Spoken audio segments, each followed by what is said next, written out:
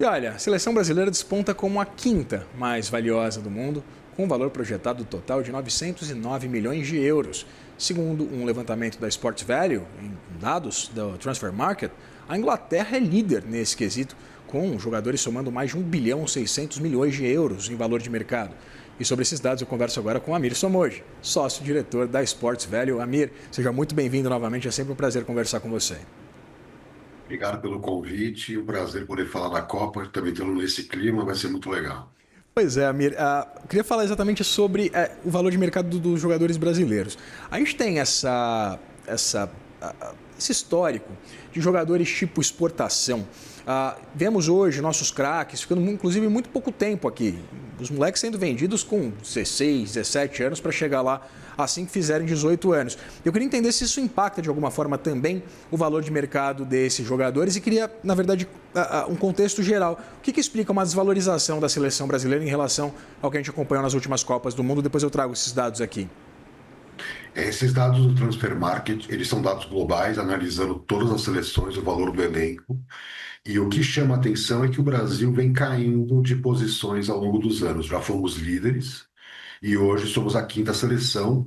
Se a gente olhar em valores nominais, somos maiores do que fomos, mas o mercado evoluiu muito. É sempre bom lembrar que os jogadores europeus melhoraram muito, tanto em termos de performance como em termos de marketing, e o Transfer Market capta isso. Então, no passado, nós tínhamos os melhores atacantes do mundo, Ronaldinho Gaúcho, Ronaldo, Kaká, depois Adriano, e hoje outras seleções tem mais atletas valiosos do que o Brasil. Houve uma queda de qualidade. Então, nós temos jogadores valiosos, mas não se compara ao mercado europeu. Então, quando a gente olha, por exemplo, a Inglaterra, você tem o Bellingham, que vale até menos do que o Vini Júnior, que é o mais valioso do Brasil. O Bellingham está avaliado em 140 milhões de euros, enquanto que o Vini Júnior 150 milhões. Só que a quantidade de jogadores valiosos da Inglaterra é muito maior que do Brasil. Então a Inglaterra é o topo do ranking, com 1,6 bi de euros, enquanto o Brasil é o quinto, com 909 milhões de euros.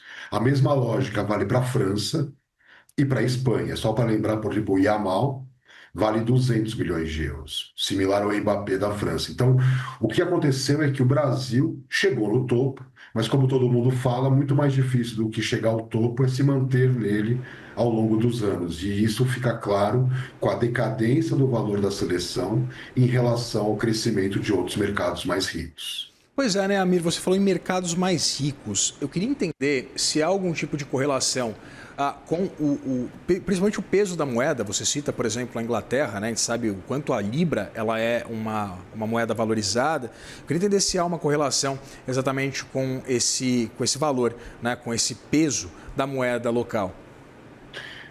São várias questões. A primeira questão é moeda, então se um jogador joga no Brasil, ele vai ter um valor menor. Então, pegar o caso do Vini Júnior, se ele estivesse no Flamengo até hoje, com certeza ele não valeria os 150 milhões de euros, porque jogar no Real Madrid, participar da Champions League, está no grande centro econômico, tem um enorme peso, porque ele é parte da engrenagem. Então, esse é um ponto. Temos jogadores que são exportados muito jovens e acabam se valorizando nesses mercados. Então, quanto mais jogadores que atuam no Brasil, menor tende a ser o valuation dos jogadores. Uma outra questão importante é a questão da liga.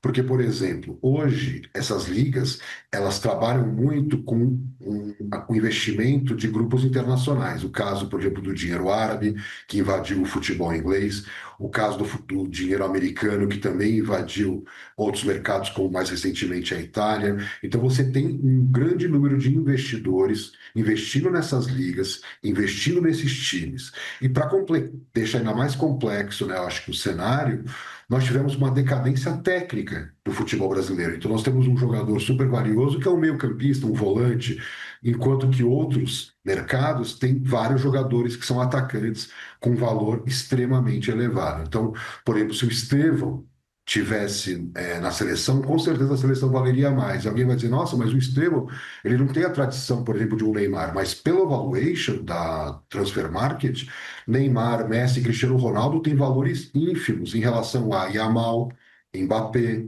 essa nova geração. Então, a perda de um jogador como Estevão afetou, porque, pela lógica, são jogadores que com grande potencial ainda de valorização e de geração de receitas, tanto em uma futura venda, como em lotando os estádios, atraindo patrocínios para os clubes. Por quê? Porque eles têm uma longa duração ainda da carreira.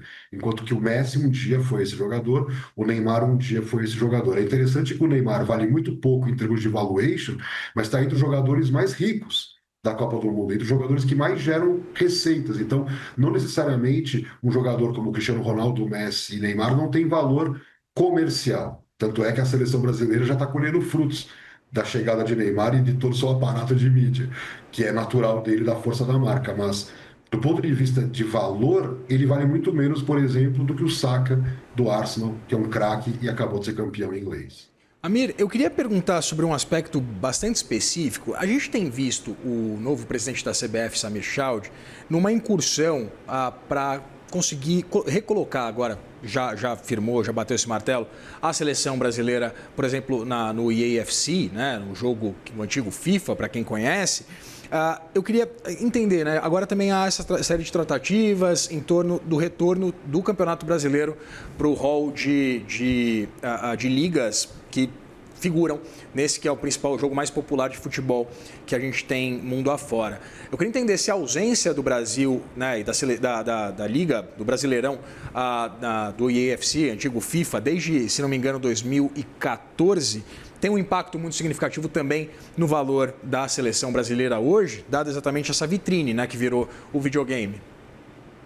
Essa é uma grande pergunta, porque as pessoas elas não conhecem a fundo a dinâmica geracional que acompanha futebol. Por exemplo, eu tenho 51 anos. Quando eu tinha 14 ou 15, eu jogava futebol, tinha videogame, mas não era como é hoje.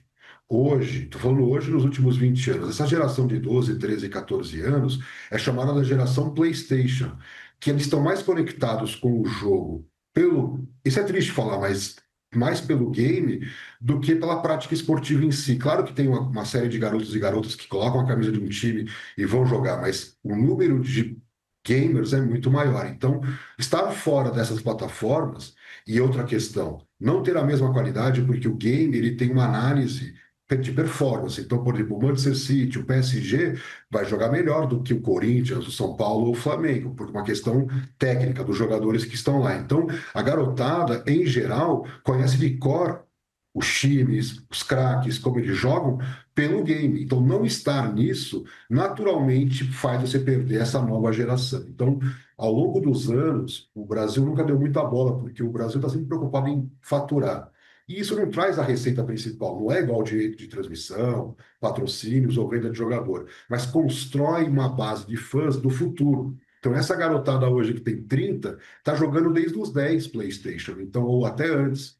Muitos garotos jogam até antes. Então, me parece que é um acerto, mas é um acerto tardio, que, obviamente, o futebol brasileiro está tentando encontrar um caminho, mas a atual CBF, a gente sabe que ela é uma continuidade da anterior e da anterior, então a chance do Brasil ser campeão, até as probabilidades são pequenas, a chance do Brasil ser eliminado e ficarmos mais de 24 anos sem título é grande, e, obviamente, que isso é parte também do mau trabalho de marketing que foi feito ao longo dos anos, porque a seleção brasileira tem a aura de ser pentacampeão, mas hoje ela compete com seleções que têm os grandes nomes do futebol e principalmente dos games ali atuando nos campos, né, ao longo da Champions League, agora com a Copa do Mundo. Então, é a grande festa da garotada podendo ver seus craques ali jogando de verdade. Amir, você mencionou o valor de mercado, principalmente muito atrelado também à idade. Eu queria entender, apesar, né, você falou dessa capacidade de Neymar, por exemplo, gerar dinheiro, mas não ser mais um jogador valioso, né, o passe dele ser caro. Mas eu queria entender se uma associação, a presença de Neymar na Copa do Mundo, com associação com jogadores jovens, como o caso do Endrick, por exemplo, ele eleva o valor de mercado de outros jogadores que vão jogar com uma figura midiática como é o camisa 10 do Santos? Essa é uma ótima questão, porque, por exemplo, você tem um jogador na Argentina, Enzo Fernandes, que vale muito mais que o Messi. Mas o Messi, passando a bola para o Enzo Fernandes, vai ajudá-lo a continuar no topo. Então, claro que o time faz muita diferença, mas essa análise nua e crua do valuation é pelo que ele não tem mais de poder de revenda. Agora, pensa o seguinte, O jogador mais valioso do mundo, Yamal, 200 milhões de euros. O Neymar foi vendido por 220 milhões de euros para o PSG do Barcelona. Então ele vale mais, proporcionalmente, o Neymar naquele momento estava mais valioso do que o Yamal hoje, depois de tudo isso que a gente falou aqui. Então o Neymar é um fenômeno, vai ajudar a seleção. Quem é santista vai entender o que eu estou falando. Quando o Neymar jogou no Santos, lá quando foi campeão da Libertadores, colocou o Santos no topo do engajamento e das audiências no Brasil, maior que Flamengo, maior que Palmeiras, comparado a hoje.